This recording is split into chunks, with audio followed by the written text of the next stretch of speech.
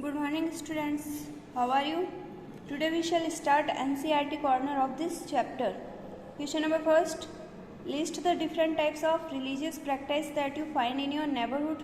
This could be different forms of prayer, worship of different gods, sacred sites, different kinds of religious music and singing, etc. आप लोगों को अपने आस पड़ोस में जितने भी रिलीजियस प्रैक्टिस या अलग अलग धर्मों के लोग कहाँ पे पूजा करते हैं, वो कौन से भगवान की पूजा करते हैं, इनकी लिस्ट बनानी है. Does this indicate freedom of religious practice, और इससे क्या हमें जो धार्मिक स्वतंत्रता का पता चलता है या नहीं, तो इससे चलता है. And the answer of this question is the different types of religious practices that we can see in our neighbourhood are as follows. जो हमें आस पड़ोस में जो भी रिलीजियस प्रैक्टिस है, जो भी रिलीजियस फंक्शंस या जो भी अलग अलग धर्मों के लोगों किस किस की पूजा करते हैं, उसके बारे उसकी जो लिस्ट है वो नीचे है. फर्स्ट, अ सिख पर्सन वर्शिप्स इन गुरुद्वारा. जो सिख पर्सन होगा, जो सिख धर्म के लोग होंगे, वो किस में कहाँ पे पूजा करते हैं? गुरुद्वारा. टू गुरु नानक, कौन से भगवान के? गुरु नानक की. यूजिंग गुरु ग्रंथ साहिब, और उनका जो रिलीजियस बुक है, सैक्रेड बुक है, वो कौन सी है? गुरु ग्रंथ साहिब. जैसे हमारे भगवद गीता वगैरह होती है. Second point, a Muslim worships in a mosque. जो मुस्लिम्स है वो कहाँ पे पूजा करते हैं? मस्जिद में. And their sacred book is the Quran, और उनकी जो सैक्रेड बुक या पवित्र पुस्तक कौन सी है? Quran. Third point, a Christian worship Jesus Christ in a church.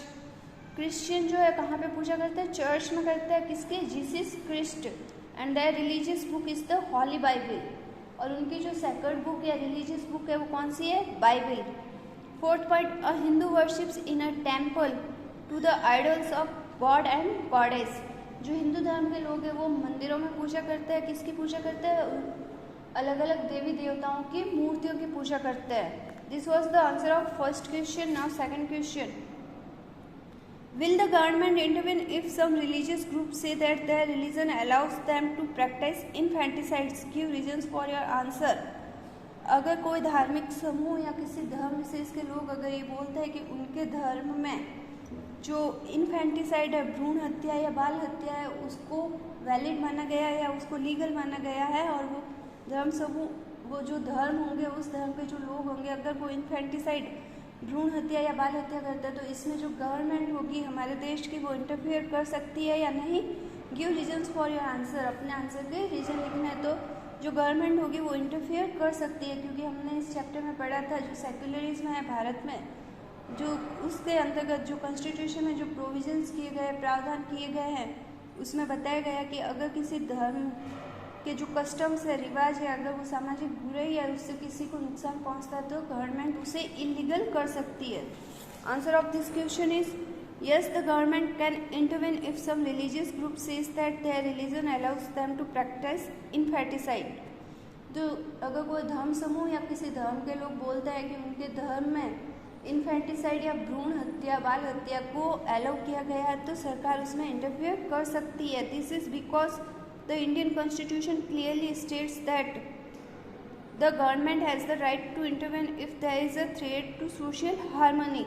अगर उससे समाज की शांति, समाज की पीस को नुकसान पहुंचता है, तो सरकार उसमें इंटरफेयर कर सकती है. हमारे कॉन्स्टिट्यूशन में भी ये प्रावधान किया गया है. Also killing an infant is a crime.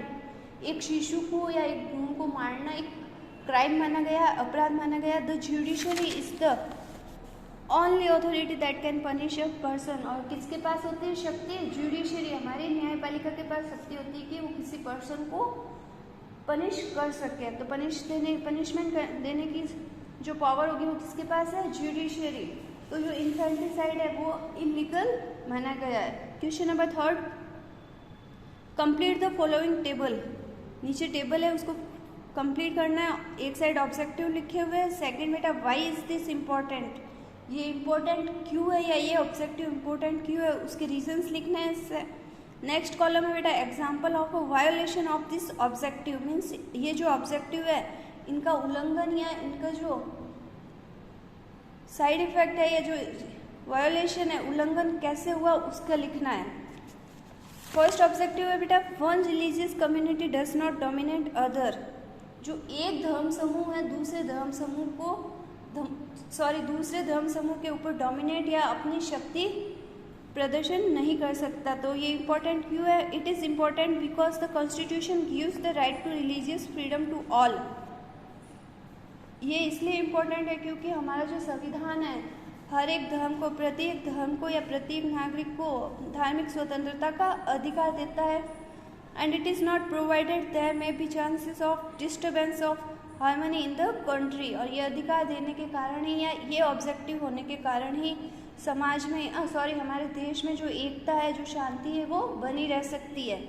Example of violation of this objective, अब इस ऑब्जेक्टिव का उल्लंघन कैसे हुआ? Stopping the people of a particular religion to celebrate their festival. Means ये जो ऑब्जेक्टिव रखा गया या ये जो ऑब्जेक्टिव डिसाइड किया गया है, इसके अंतर्गत किसी भी धर्म से इसके लोग को, किसी भी एक धर्म के लोगों को उनका जो फेस्टिवल है वो मनाने से नहीं रोका जा सकता। Second objective, the state does not enforce any particular religion not take away the religious freedom of individuals. जो स्टेट है या जो कंट्री है वो किसी भी व्यक्ति पर कोई पर्टिकुलर रिलीजन नहीं थोप सकता या अपना कोई स्टेट रिलीजन या नेशनल रिलीजन नहीं बना सकता। Not take away the religious freedom of individuals, और किसी की धार्मिक स्वतंत्रता का जो अधिकार है उसको नहीं छीन सकता।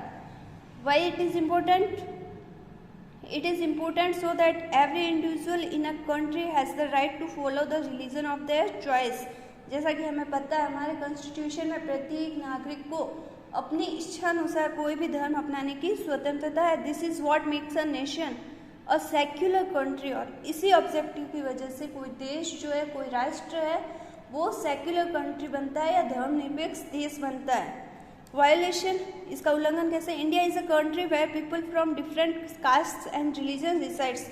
इंडिया एक ऐसी कंट्री है जहाँ पे अलग अलग धर्मों के लोग या अलग अलग कास्ट के लोग रहते हैं। बट जो इसकी वायलेशन क्या है? पाकिस्तान में, जो पाकिस्तान ने अपने आप को इस्लाम कंट्री डिक्लेयर कर दिया। Third objective, that some members do not dominate other members of the same religious community. Means एक ही धर्म समूह के लोगों में किसी भी प्रकार का डिस्क्रिमिनेशन नहीं होगा। डिस्क्रिमिनेशन किसी भी प्रकार का मीन्स अगर कोई रिच है या पुअर है तो उनके साथ डिस्क्रिमिनेशन नहीं होगा।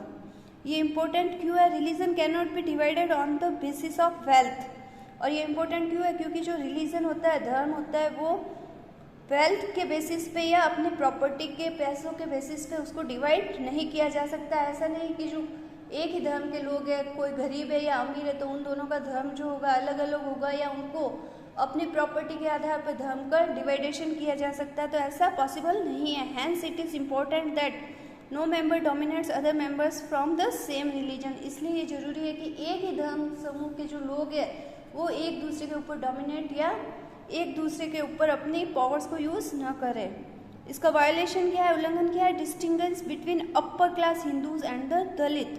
मीन्स जो सोसाइटी है, अपर क्लास हिंदूज, हिंदू धर्म को भी अलग अलग वर्गों में बांट दिया है।